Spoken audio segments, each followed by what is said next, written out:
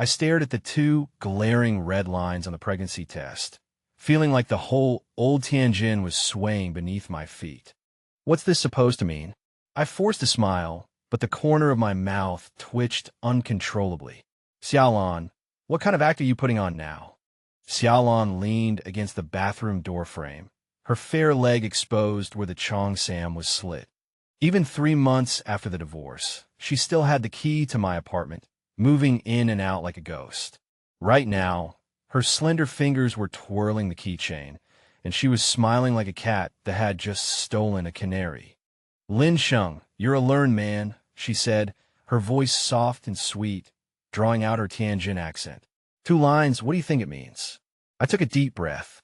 The smell of last night's jianbing guozi still lingered from the kitchen, mixed with her familiar perfume.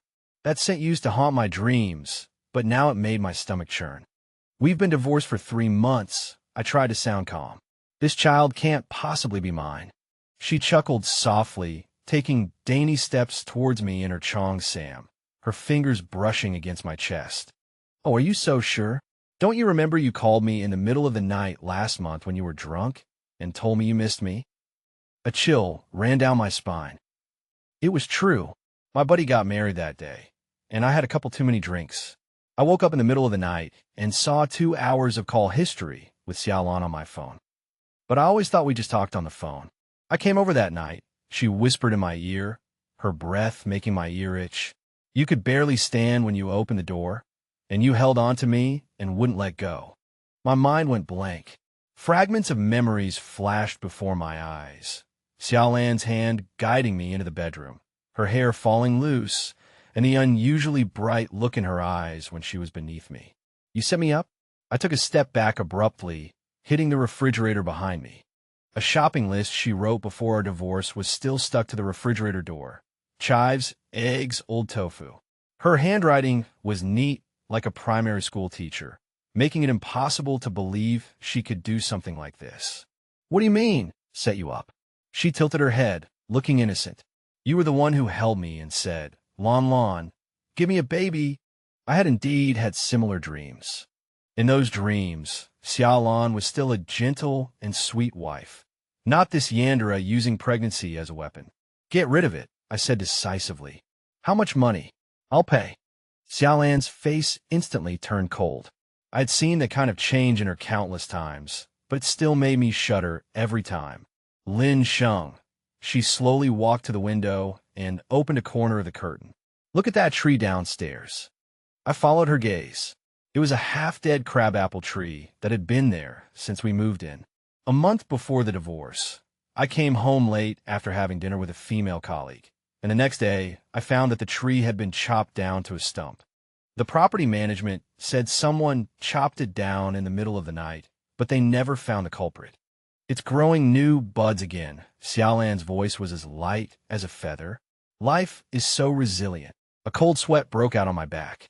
My phone vibrated in my pocket. It was Li Pengzi calling. I felt like I'd been granted amnesty and quickly answered. Shengji, where are you? Everyone's waiting for you to tell jokes. Li Pengzi shouted on the other end of the line, with the sounds of billiard balls clashing and noisy voices in the background. I glanced at Xiaolan. She was patting her stomach, as if there was already a life throbbing inside. I'll be right there. I hung up, grabbed my coat. We'll talk about it tomorrow. Xiaolan didn't stop me, but just as I opened the door, she said softly, remember to buy some folic acid, the doctor said so. I almost fled the apartment. The nights in Tianjin were always lively. I drove from Hushi District to Heping District and slipped into the billiard hall that Li Pengzi and I frequented. The smell of tobacco and beer mingled together, finally allowing me to breathe normally. Yo, Shengji, you look terrible today. Li Pengzi pocketed a ball and grinned. Your ex-wife got you again? I grabbed his beer and chugged it down. Xiaolan said she's pregnant. The billiard hall went silent for a moment. Then, an earth-shattering roar of laughter erupted. Awesome, Shengji. You got your ex-wife pregnant even after the divorce. A buddy patted me on the shoulder, laughing so hard he couldn't stand straight. But Li Pengzi didn't laugh. He had seen Xiaolan at her most extreme. Last year, I forgot our wedding anniversary because of a business trip. Xiaolan cut all my suits into pieces, took artistic photos of them, and posted them on WeChat with the caption, "Broken love is the most beautiful." Really? Li Pengzi lowered his voice. I forced a smile. She said it was that time I got drunk last month. Everyone fell silent. I was indeed so drunk that day that I was completely out of it. Xiaolan was the one who took me home. The next day, I was wondering how she knew I was drunk. "Why don't you go to the hospital for a checkup?" Li Pengzi suggested. "What if she's lying?" My eyes lit up. That's right. Xiaolan was best at acting. Last year, to test whether I cared about her, she even pretended to have terminal stomach cancer, crying with tears streaming down her face, scaring me so badly that I couldn't sleep for half a month. The door of the billiard hall was pushed open, and the wind chimes jingled. A slender figure stood in the doorway, backlit. "I knew you'd be here." Xiaolan's voice was sickeningly sweet. She had changed into a light purple cheongsam, which made her skin look like snow. Holding a thermal container in her hand, she walked towards me with a beaming smile. Everyone in the billiard hall held their breath. Xiaolan's beauty was well known, but only I knew the sharp daggers hidden beneath that beauty. "I made you some chicken soup." She placed the thermal container on the pool table. "You need to replenish yourself." Several of my buddies secretly gave me a thumbs up. I wondered if she had poisoned the chicken soup.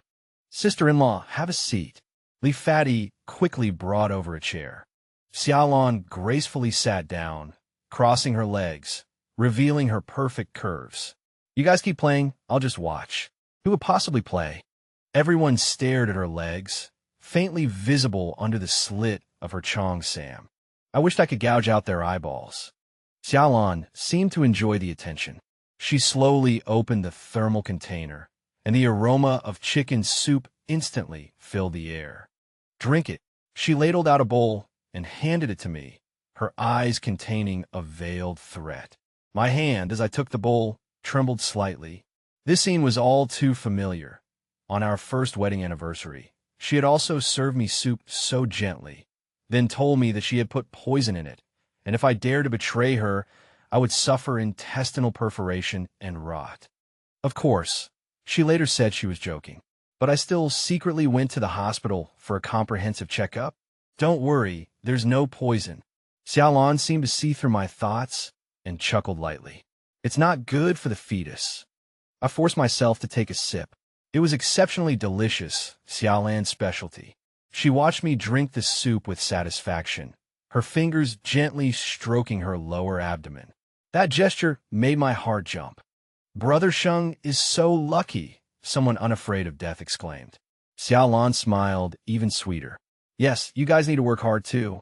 But be sure to keep your eyes open when looking for a wife. Don't end up with someone like me." As she spoke, she winked at me.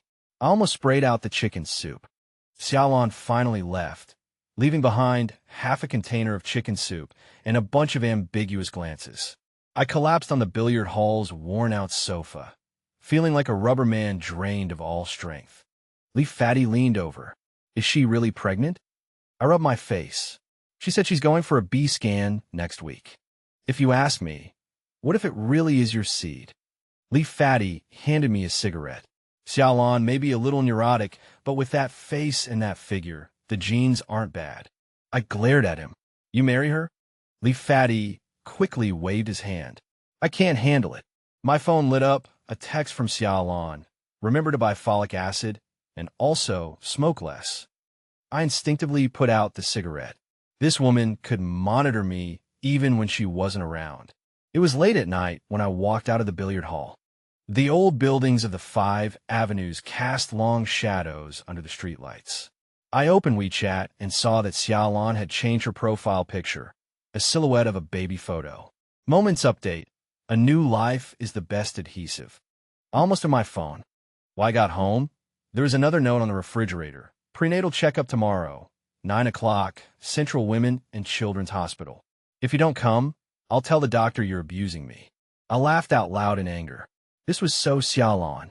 Lying in bed, I stared at the starry sky stickers that Xiaolan had personally put up on the ceiling. I had torn them down once during our divorce, and the next day, she stood downstairs holding a bottle of 502 glue all night, scaring me into sticking them back up. My phone vibrated, a strange number. I answered, and it was Xiaolan's mother. Little Lin, my ex-mother-in-law's voice was as gentle as ever. Lon Lon told me the good news. Congratulations on becoming a father. My throat tightened. Auntie, we're divorced. Oh, it's normal for young people to have quarrels. My ex-mother-in-law said cheerfully. Lon Lon is stubborn, but don't worry. We will definitely support you getting back together. I was completely speechless. Xiaolan's parents had always treated her like a princess, thinking that the whole world should indulge their daughter. After hanging up, I received another text, this time from Xiaolan's best friend, Brother Sheng. Lon Lon is suffering from severe morning sickness. Can you come and see her? She said she wants to eat the braised noodles you make. This was definitely a trap. Last time she said she wanted to eat the noodles I made. I sent them over and found her waiting for me at the dining table in sexy lingerie, with candles lit and music playing. I replied, sleeping. The phone was quiet for a few minutes, then it started vibrating wildly. It was a color ultrasound picture sent by Xiaolan. Although nothing could be seen clearly, the caption made my hair stand on end. The doctor said the baby looked a lot like you, especially those peach blossom eyes. I couldn't sleep at all. The next day, I went to work with dark circles under my eyes. I work at an advertising company, and the office is full of young people. The atmosphere is relaxed. When Xiaomei handed me coffee, she deliberately brushed my hand. Brother Sheng, didn't sleep well last night? I quickly pulled my hand back. Xiaomei is a new intern at the company and has been interested in me for a long time. If Xiaolan found out, who knows what kind of trouble she would cause. Sure enough, in the afternoon, while Xiaomei was in my office discussing a proposal, Xiaolan appeared with a thermos box. She was wearing a loose sweater today, but it still couldn't hide her beautiful figure. Honey, I brought you food. Her voice wasn't loud, but the whole office could hear it. Xiaomei's face turned pale instantly. I bit the bullet and introduced. This is my ex-wife, Xiaolan. Xiaolan smiled innocently. Now I'm going to be a mom. The office was silent. I pulled Xiaolan and quickly walked out of the company, lowering my voice in the fire escape. Haven't you made enough trouble? Xiaolan blinked her big eyes. I was just afraid you'd be hungry. She opened the thermos box, and it was my favorite zungbang carp.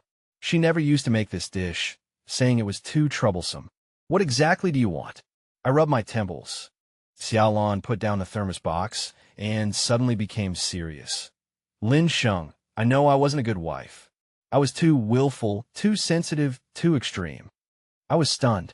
This was the first time she had admitted her problems. But I love you. She looked up at me, her eyes red. From university until now, I've only loved you. My heart felt like it had been hit by something. Xiaolan in university was indeed pure and lovely, and would blush for a long time because of a string of candied haws I gave her. From what point did her love become so suffocating? We can start over. She grabbed my hand and placed it on her flat stomach, for the sake of the child. I pulled my hand back as if I had been electrocuted. At this moment, the door of the fire escape opened, and Xiaomei stood at the door, looking embarrassed. Brother Sheng, Director Chun is looking for you. I was relieved and turned to leave, but I heard Xiaolan softly say behind me, I'll pick you up tonight. We're going to my mom's house for dinner. I didn't turn around, but I felt her gaze piercing my back like needles. After work, Xiaolan was indeed waiting downstairs. She had changed into a light pink dress, looking gentle and charming. I told Mom, you love her braised pork the most. Xiaolan took my arm, her grip so tight that I couldn't break free. In the car, she kept stroking her belly and humming a song. While waiting at a red light, she suddenly asked, Do you remember the zoo where we went on our first date? I nodded. That day she was wearing a white dress, and she laughed like a child when she was feeding the giraffes. I secretly took a picture, which is still stored in my old phone. I dreamt about it yesterday. Xiaolan's eyes drifted. I dreamt that you were holding our child and teaching him to recognize the animals. The hand I was holding the steering wheel with tightened. When we arrived at Xiaolan's parents' house, my former father-in-law was actually waiting at the door to greet us. This usually stern old professor showed me a smile for the first time. The table was full of dishes I loved to eat. Xiaolan kept putting food on my plate, and her parents kept hinting at the benefits of getting back together. The child needs a complete family, my former mother-in-law said meaningfully. I ate without tasting anything. Xiaolan sat next to me, her hand constantly on my thigh, as if declaring her ownership. After dinner, Xiaolan dragged me to her old room. Our university graduation photo was still on the wall. In the photo, I had my arm around her shoulders, and we were both laughing heartily. Look, she pointed to a photo of me, kissing her forehead. You loved me so much back then. I was silent. It's not that I don't love you. It's that I can't afford to love you anymore. Xiaolan's love is like quicksand. The more you struggle, the deeper you sink. On the way home, Xiaolan fell asleep. While waiting at a red light, I couldn't help but look at her profile. Moonlight shone on her long eyelashes, casting small shadows. My phone lit up. It was a message from Xiaomei. Brother Sheng, I've thought it over. I'm still going to quit. I sighed. This is Xiaolan, quietly cutting off all my potential romances. When we got home, Xiaolan woke up. She rubbed her eyes and asked, "Can you come with me for my prenatal checkup tomorrow?" I looked into her eyes. There was anticipation, threat, and a hint of imperceptible fragility. Okay, I agreed, as if possessed. She smiled, leaned over, and kissed me on the cheek. Good night, baby daddy. The moon was round tonight, just like the moonlight the night I first kissed Xiaolan. But I didn't know if this full moon would bring rebirth or destruction. The smell of disinfectant from the hospital filled my nostrils, reminding me of the last argument I had with Xiaolan before our divorce. That day, she smashed a glass on the coffee table, and when I was cleaning up the shards with a broom, I accidentally cut my finger. She suddenly stopped crying and rushed over to suck the wound, saying that was the most thorough way to disinfect it. You're overthinking it, I said, staring at the pregnant women walking back and forth in the obstetrics ward corridor, trying to sound calm. I just don't think there's any need for two people to waste their time. Xiaolan was wearing that light pink dress, her hair loosely tied behind her head. She looked as pure as a high school student, nothing like a woman who could come up with such a scheme. The doctor said it's best if the father is present for the first prenatal checkup. She took my arm, her grip just tight enough to prevent me from breaking free. After all, you planted the seed, so you have to be responsible for harvesting the fruit, right? I stared at her lower abdomen. It was still flat, showing no signs of life. Maybe this was another scam. Xiaolan was good at acting. I remembered last year, to test if I still cared about her, she had pretended to have depression and even forged a diagnosis. Mr. Lin. The nurse called my name, and I snapped back to reality. The air conditioning in the obstetrics room was too strong, and Xiaolan's hand was trembling slightly as she lay on the examination bed, lifting her dress to reveal her abdomen. I suddenly felt a wave of dizziness. The doctor applied cold gel to her stomach, and the probe of the ultrasound machine moved gently. The screen was filled with gray and white spots, like a broken television signal. Look, this is the gestational sac, the doctor said, pointing to a blurry little black shadow. Judging by the size, it's about 6 weeks. I quickly calculated the time. 6 weeks ago was the night I got drunk.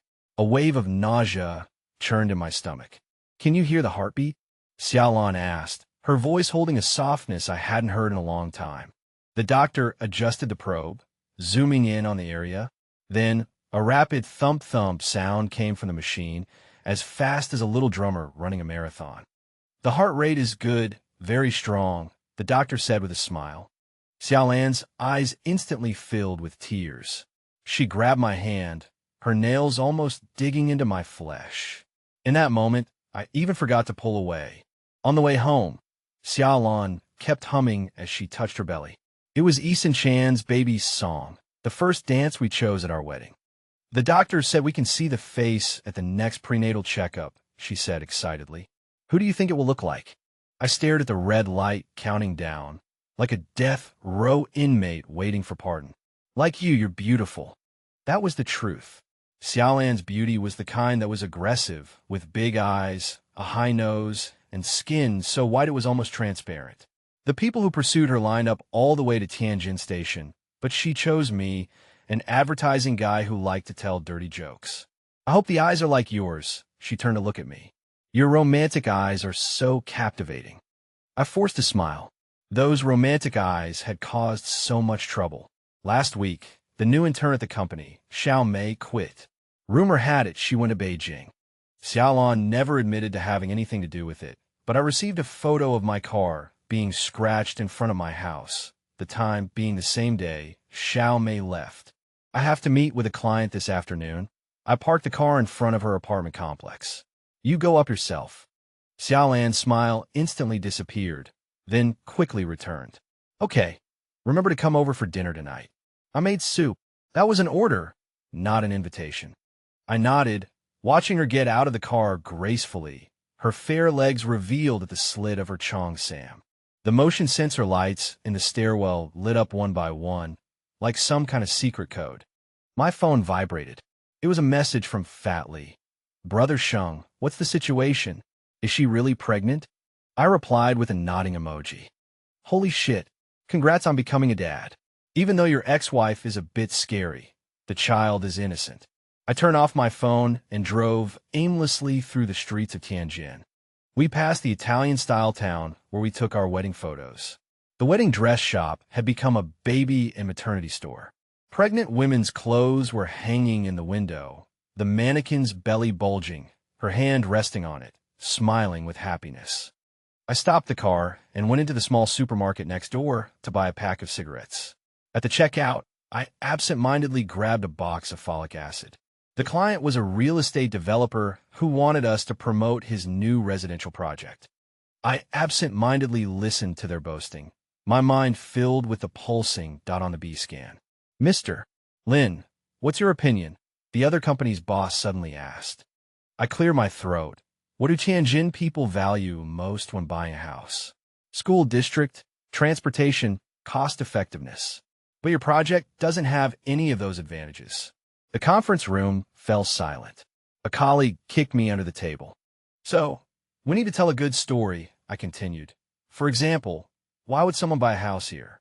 Maybe it's a young couple who wants to escape their parents' control and start a new life. I made up a story about how an 80s couple found freedom in this community. The client listened with great interest, but only I knew that the inspiration for the story came from Xiaolan and me.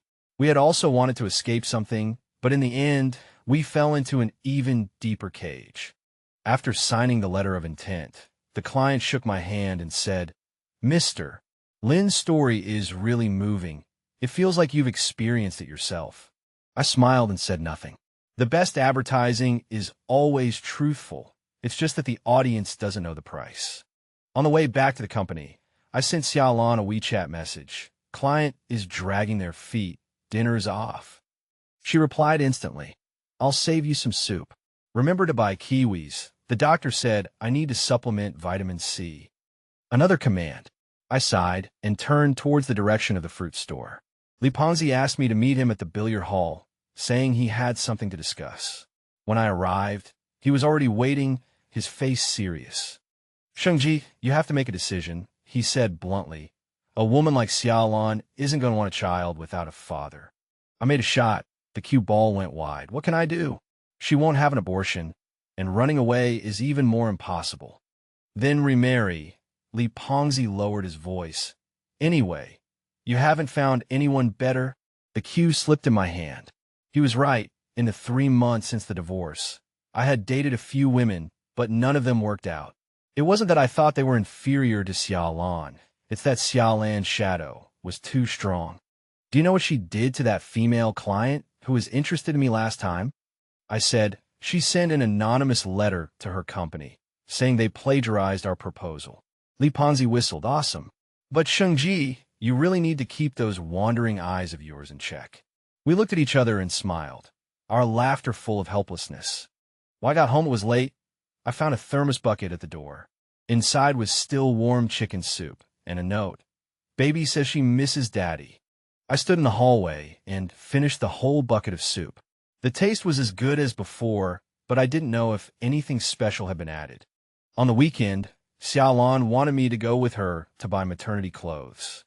In the crowds on Binjiang Road, she naturally took my hand, as if we had never separated. How about this one? She held up a blue dress in front of her. Beautiful. All you ever say is beautiful. She glared at me playfully, but her eyes were smiling. Passing a children's store, Xiaolan was attracted by the small shoes in the window. Those shoes were only palm-sized, but they were so exquisitely made that they soften your heart. If it's a girl, I want to braid her hair, Xiaolan said, leaning on the glass. If it's a boy, I want him to be as witty as you. Don't be like me, I blurted out. She turned to look at me, the light in her eyes dimming. Lin Sheng, do you hate yourself that much? I didn't answer. It wasn't that I hated myself. It was that I hated the increasingly out-of-control self that she influenced me to become. In the end, she didn't buy anything, saying it was still too early. But on the way back, she was silent. This silence was more unsettling to me than her threats. When I dropped her off at her apartment complex, she suddenly asked, "Do you remember our first date here?" I nodded. We had just graduated from college, and were so poor we could only walk around. At the entrance of this apartment complex, I stole a kiss from her, and her face turned as red as a ripe apple. That day I thought, if only I could have a home with you, she said, and turned to go into the building. I sat in the car, not starting the engine for a long time.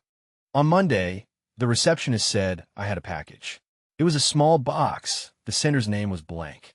Inside was a pregnancy guide and a B-scan photo. On the back of the photo was written, "Daddy, I want to hear you tell me a story." I locked it in the drawer, but couldn't concentrate on work all day. In the afternoon, I took a leave of absence and went to the hospital, getting a urology appointment. "I want to do a paternity test," I said to the doctor. "Do I have to wait until the baby is born?" The doctor pushed up his glasses. "You could do a non-invasive DNA test now, just draw your blood. But it requires the cooperation of the pregnant woman." I thanked him and left. In the hospital lobby, I ran into Xiaolan's mother. "Xiaolin," my ex-mother-in-law called out to me in surprise. "Are you here for checkup too?" I awkwardly explained that I was visiting a friend, but she took my hand and said, "Lan told me. You two are back together, right? That's great. The child can't be without a father." I didn't know how to respond. Xiaolan's web was weaving tighter and tighter, and I was losing my sense of direction. That night, I dreamed of the child. He had my peach blossom eyes, but with Xiaolan's cold smile. He asked me why I didn't want him, and I couldn't speak. When I woke up, my pillow was soaked. My phone was lit up with a message from Xiaolan. "Morning sickness is so awful, but thinking about our child makes it all worthwhile." I replied, "Rest well." After that night, I began to actively pay attention to pregnancy knowledge. I even secretly searched online for how to be a good dad. On the weekend, I asked Xiaolan to go to the water park. She surprised me by putting on light makeup and wearing new maternity clothes, even though she didn't need them yet. "What's the occasion today?" she asked, naturally slipping her arm into mine. "The weather's nice," I lied. "Actually, I wanted to verify something." Crabapple blossoms were in full bloom in the park, pink and white petals falling on her hair. I reached out to brush them off, and she was stunned for a moment, then smiled like a child. As we rowed a boat, she told me funny stories from work, her hand resting on her lower abdomen from time to time. This action had become a habit. "Let's go back if you're tired," I said, noticing she looked a little pale. "I'm not tired," she insisted. "The baby likes being with you." When the boat reached the middle of the lake, I asked casually, "By the way, what did the doctor say the due date was at the last checkup?" "The end of December," she answered without hesitation. "A Christmas baby." My heart sank. The timing was perfect. As we got ashore, she stumbled, and I instinctively caught her. At that moment, she trembled gently in my arms, just like the first time we hugged many years ago. The lake breeze blew, and crabapple petals fell one by one. Xiaolan's pregnancy progress was like a carefully choreographed play, and I was both an audience member and a supporting actor. Every morning at 7, my phone rang on time with her gentle yet firm voice. "Get up, the baby says he wants Jianbing Guozi." I rubbed my sleepy eyes and walked through the streets of Tianjin in the early morning to buy her jianbing guozi from the place she specified. The owner already knew me and always added an extra egg. A pregnant woman needs to keep up with her nutrition. This reminded me that just 3 months ago, Xiaolan would get angry if I added cilantro to my jianbing guozi. Now she actively asked for double cilantro, saying the baby liked it. I suspected this wasn't a change in taste during pregnancy, but a new layer of control she had over me. Li Pengzi's invitations to drink with me had decreased significantly. Every time I went out, Xiaolan would accidentally send me videos of her morning sickness or messages about the baby's movements, making me feel guilty. Shenggu, you're completely trapped, Li Pengzi sighed on the phone. But then again, although Xiaolan is extreme, she's genuinely sincere towards you. I remained silent. Sincerity was like a double-edged sword, capable of both warming and hurting. The second prenatal checkup was in the hot month of July. Xiaolan's belly was already slightly swollen, and she looked even more graceful in a cheongsam. At the hospital, she naturally took my hand and smiled as she introduced me to every medical staff member we met. This is my husband. In the ultrasound room, the doctor pointed to the small human figure on the screen. Look, the baby's sucking his thumb. Xiaolan held my hand tightly, her eyes wet. At that moment, I suddenly felt a strange connection. This little life truly had my genes. Want to know the gender? The doctor asked. Xiaolan looked at me, her eyes filled with anticipation. I nodded.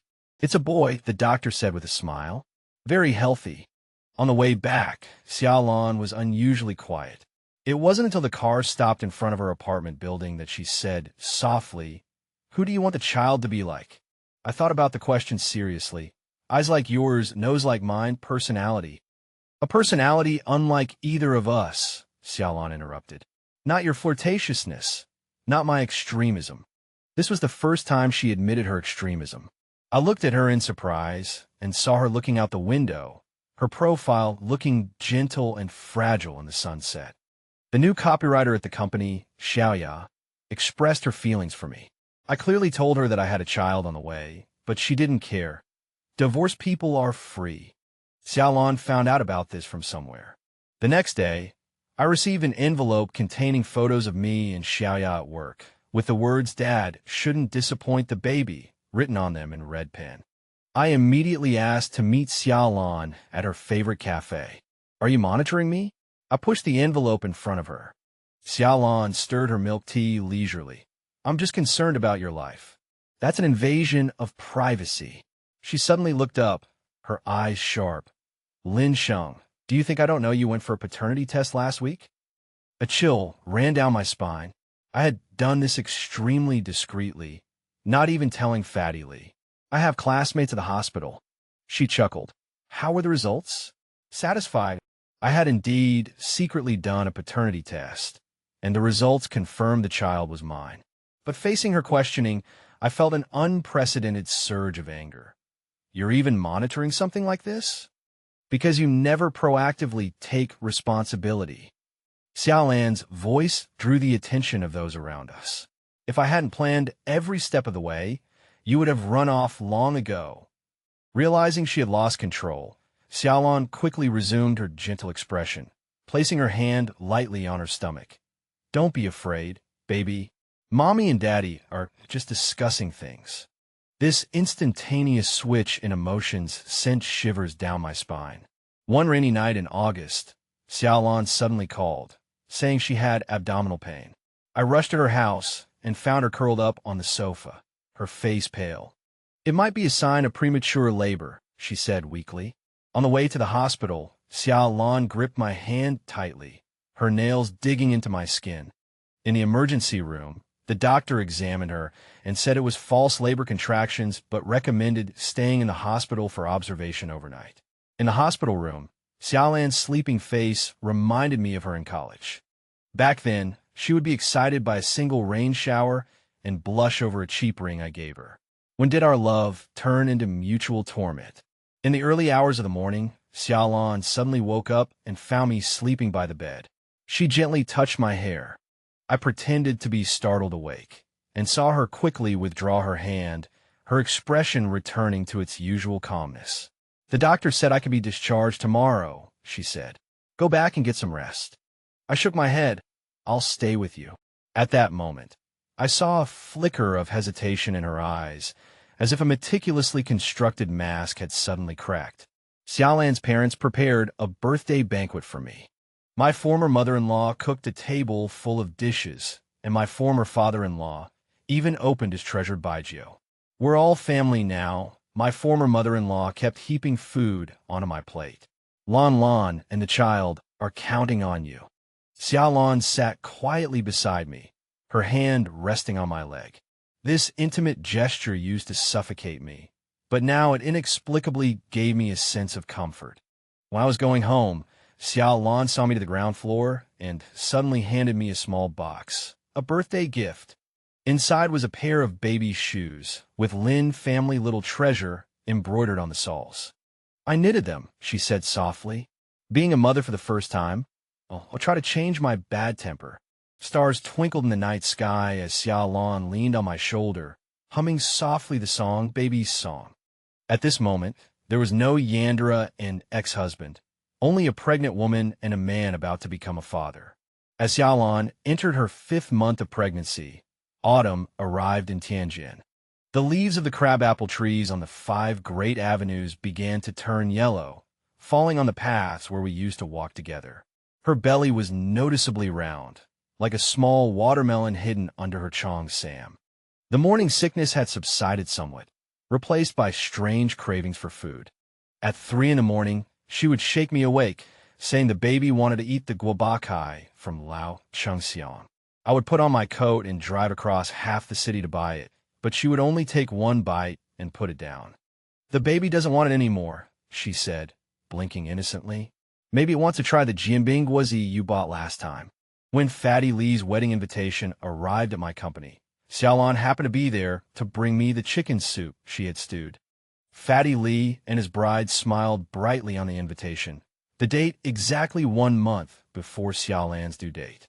"You can't go." Xiaolan put down the insulated container, her voice soft but firm. "I could go into labor at any time then." I tried to reason with her. "The wedding is in Tianjin, only half an hour's drive from the hospital.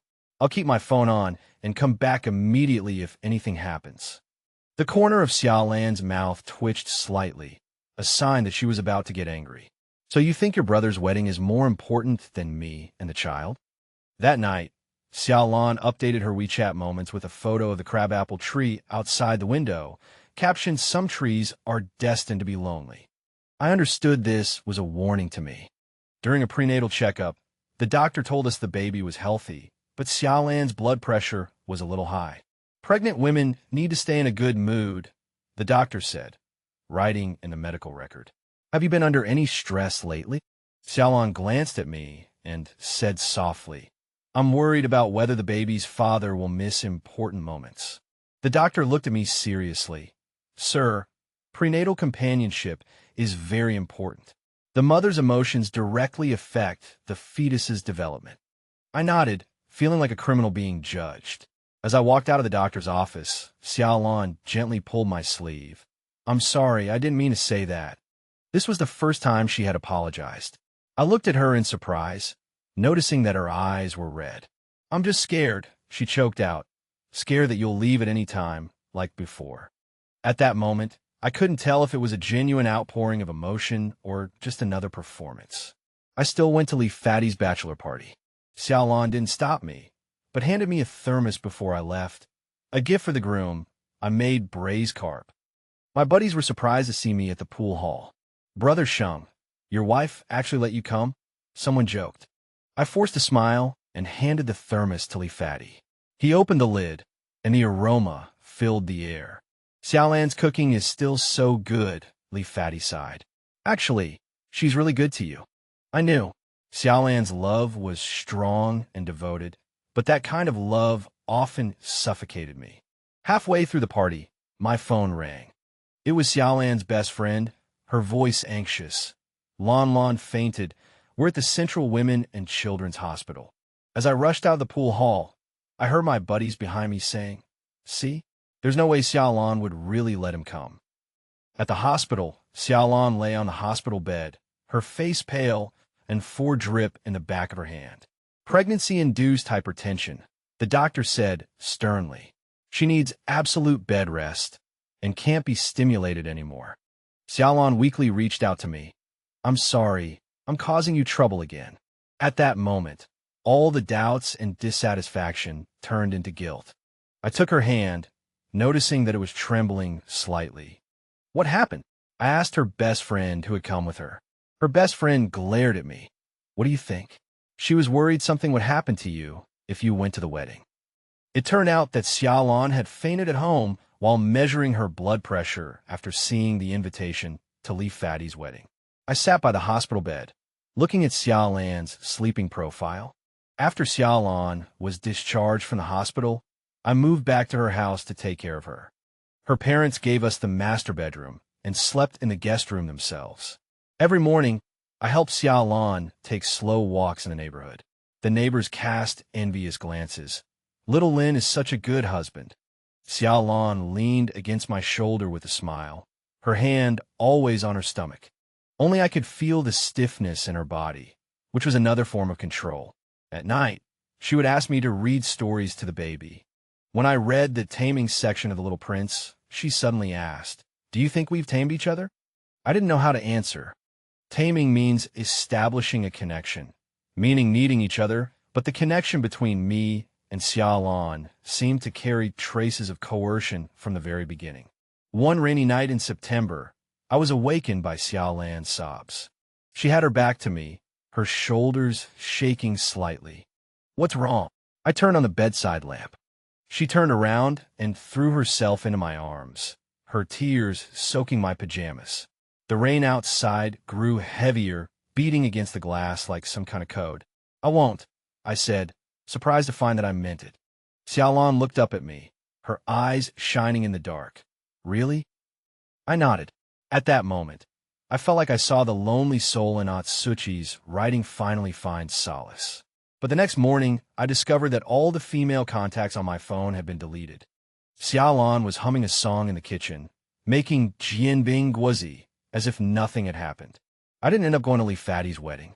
On the wedding day, Xiaolan's blood pressure rose again, and we went to the emergency room again.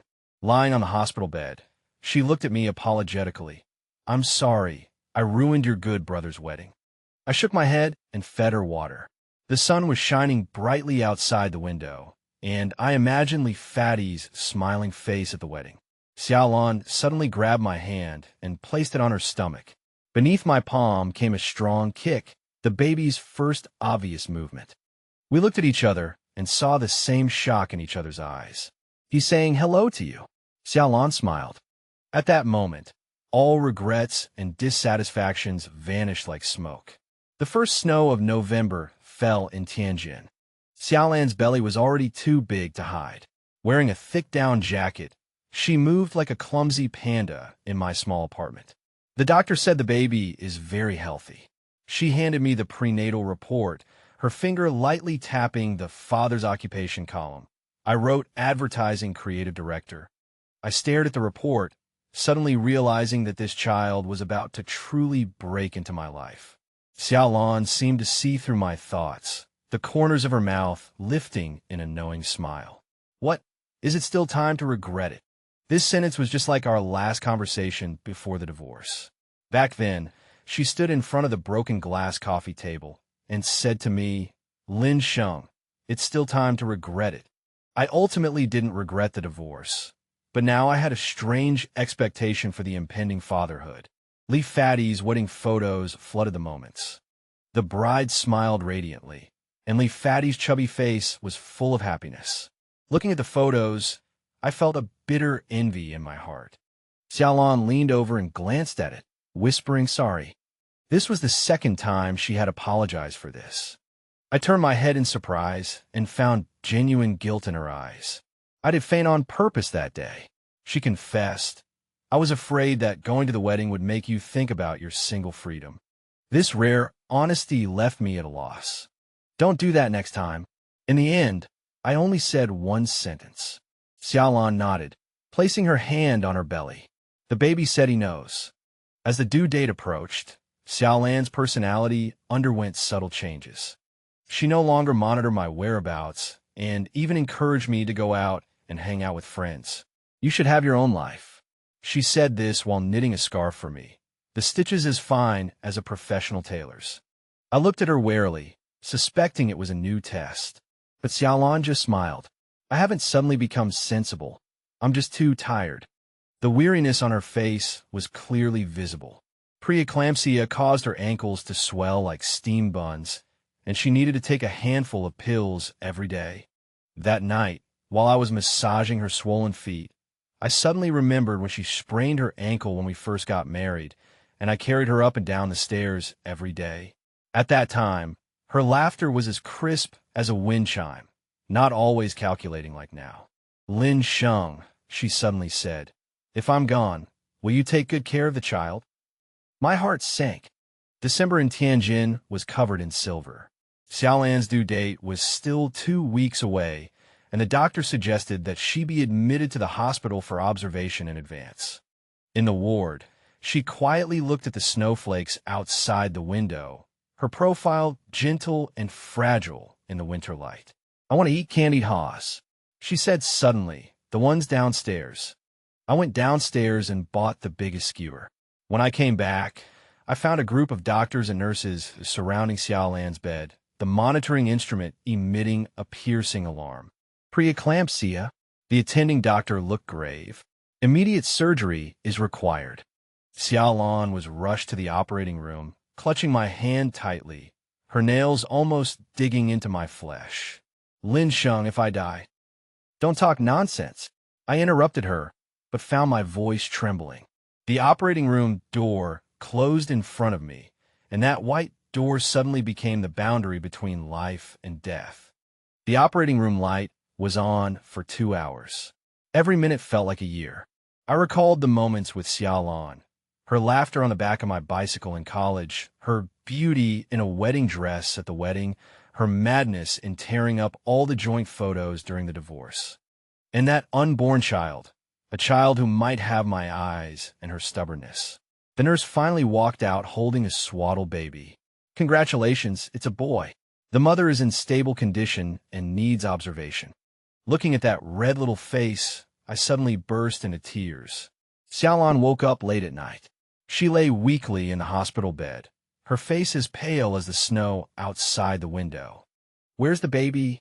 This was her first sentence. The nurse brought the baby and placed it in her arms. Xiaolan looked at that tiny life, her eyes softer than I had ever seen. He looks like you, she whispered. The snow was still falling outside the window, and the heating in the ward made a slight buzzing sound. Lin Xia's crying rang out punctually at 2 o'clock in the morning, as precise as an alarm clock. I fumbled to get out of bed and found Xiaolan already pacing in the living room with the baby in her arms. Moonlight filtered through the gaps in the curtains, casting mottled shadows on her face. Did I wake you? She asked softly, patting the baby's back rhythmically. I shook my head and took the baby. Lin Xia gradually quieted down in my arms, his small hand clutching my collar. This miraculous soothing effect made Xiaolan's eyes complex. The baby she had spent 3 hours trying to lull to sleep only needed 3 minutes in my arms. He recognizes your scent, Xiaolan said in a calm tone, but I detected a hint of jealousy. The arrival of the baby had changed our delicate balance. Xiaolan, who once controlled everything, was now stumped by a pile of poop or a single tear, while I, who had once shirked responsibility, had unexpectedly become a competent father. Li Fati came to see the baby with a pile of gifts, among which a clown's suit seemed out of place.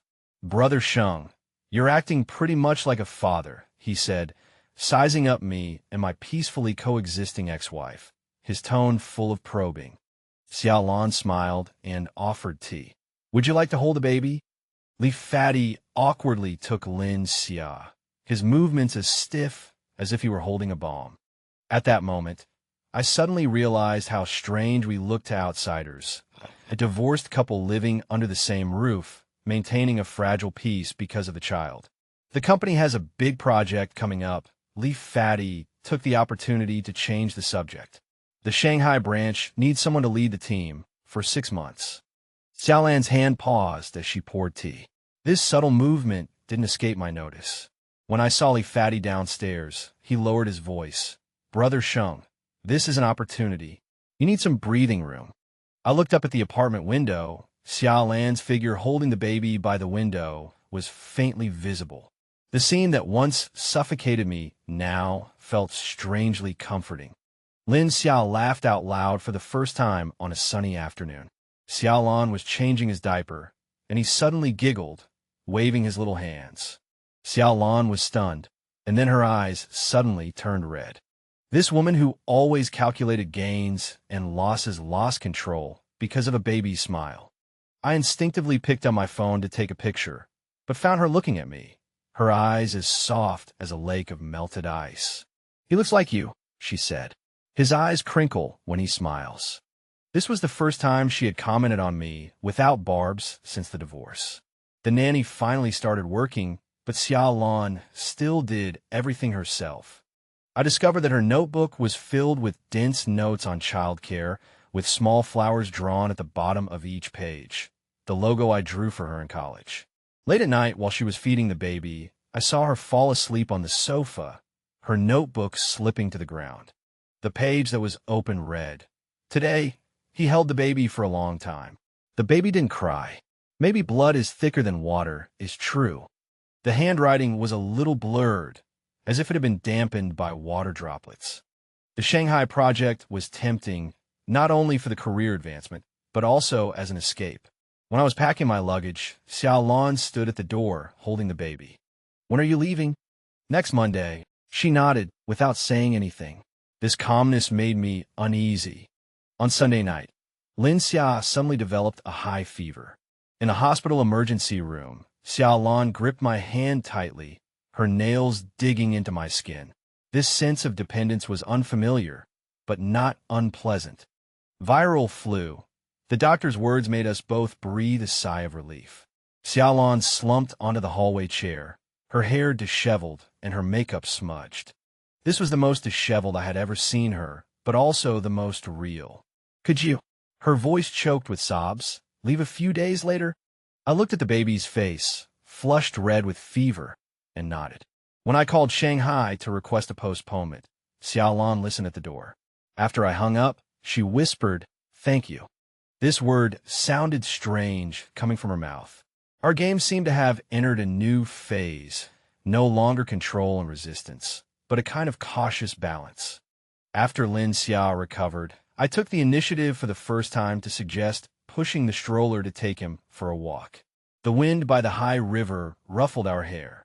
Xiaolan walked silently beside me, her hand occasionally brushing mine, then quickly pulling back. "The thing in Shanghai." I turned it down. I interrupted her. She stopped, her eyes shining in the setting sun. In that moment, I seemed to see the girl from college who would be happy over a single ice cream cone. The night before Lin Xia's 100-day celebration, Xiaolan laid a brand-new cheongsam on the bed. It was a deep purple satin, embroidered with silver thread crab apples, the most stunning style I remembered her having. "Is it pretty?" she asked, holding it up to the mirror.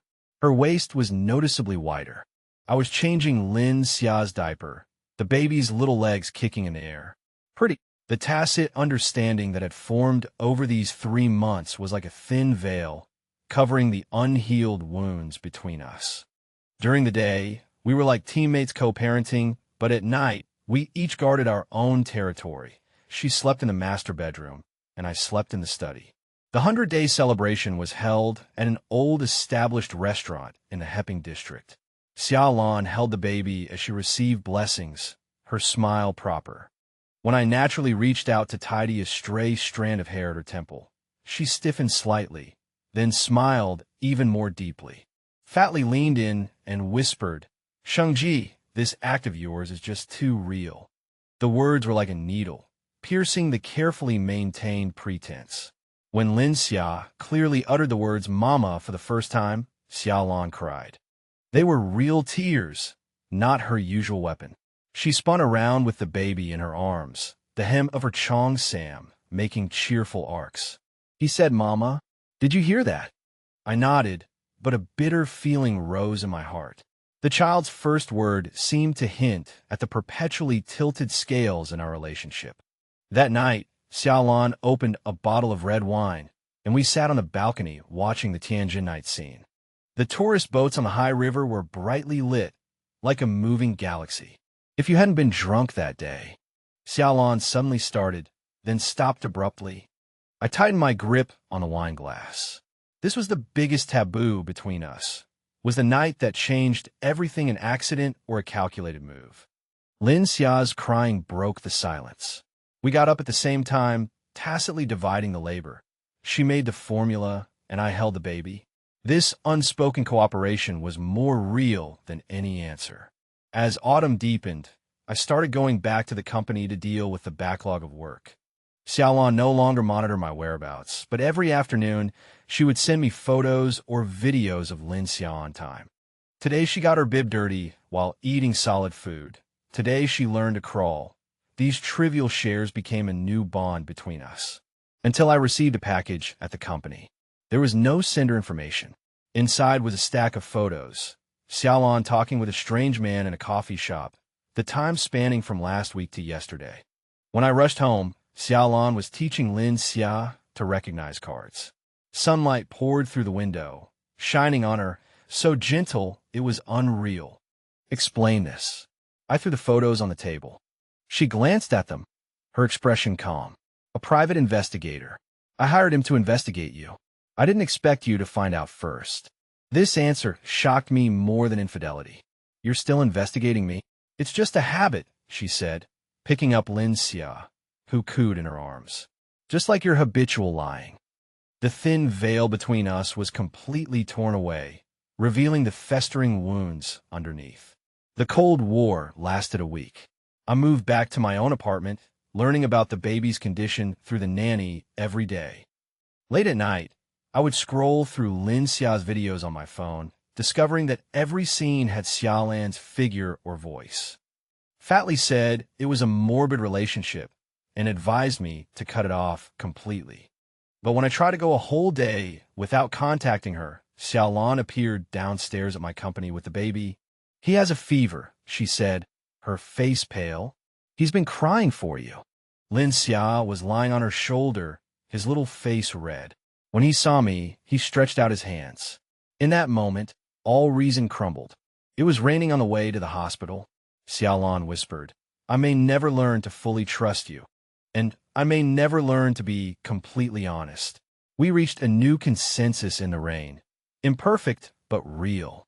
Lin Xia's first birthday banquet was more lavish than the 100-day celebration. Xiaolan ordered a cake and insisted that I cut the first slice with her. As our hands jointly held the knife, the guests applauded and cheered. Only I knew that her hand was trembling slightly. When blowing out the candles, Lin Xia got cream all over his face. Xiaolan smiled and wiped him with a tissue, then suddenly looked up at me. "Let's try it, a real fresh start. Not a remarriage, not a compromise, but rebuilding from these ruins." Snow was falling again outside the window, and winter had returned to Tianjin. But this time, I felt a strange warmth. "Okay,